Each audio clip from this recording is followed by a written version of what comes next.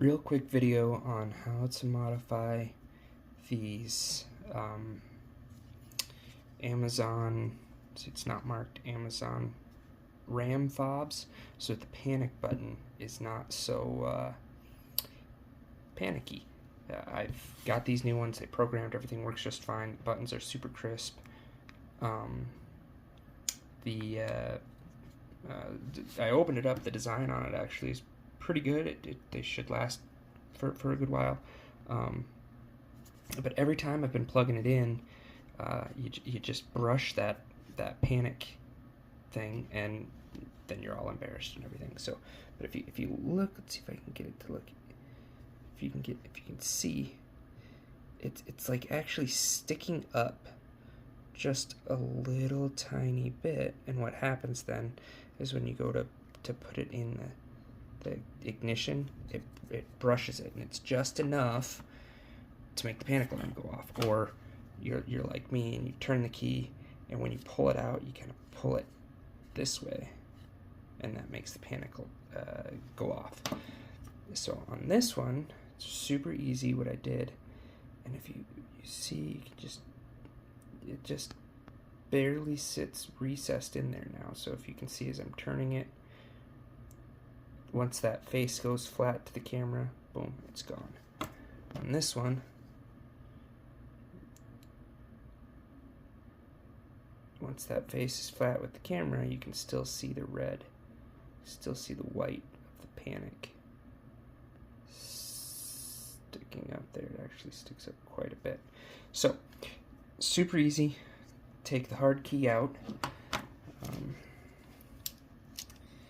Then take something, and you should be able to pry along this line. It's one of those things you can't fully explain, but when you see it, it's super simple, and it's just easy. Once you get it going, it'll go like that. Pops apart. Of course, be careful. The one half is the battery. Don't need that. And then you can pop out the little plastic. You pop out the board there, and then you can take this, and you see that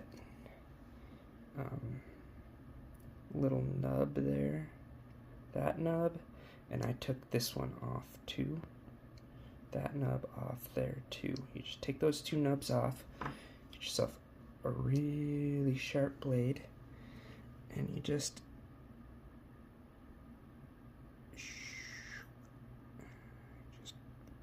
shave it right off. And if you find that this is not actually enough for you and you still keep hitting it, I suppose a guy could go in and keep kind of shaving off. So you see the triangle, you could shave off that triangle, and then there would be even more travel required. So shave these two off. Oh, don't take too much. I wouldn't go too deep or anything, or you'll start causing problems on the rubber. So now, so the way this works is this little metal disc is that's the little snappy bit that you feel when you do it, and so when you push down, it deforms that metal piece, and it makes contact. So you can see the copper ring. Inside the copper ring, there's a copper dot, and this metal is touching the outside copper ring. When you push it down, it touches the inside copper ring.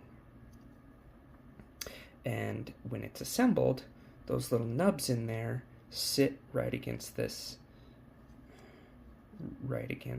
metal, so that as soon as you push it, there's not a lot of force required to make those deform and touch. But by doing that, now you have the rubber itself sits a little bit further, is not being pushed up by the metal pushing on that nub, so that it sticks out from the plastic. So it's protected a little bit better by the plastic, and you have to push it just that much farther to get it.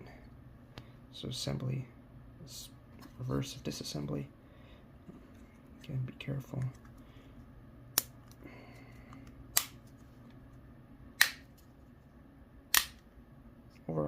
good quality stuff. So now you can see like I'm rubbing my finger across it, and before that would have just made it go off. And then you can see as I turn it,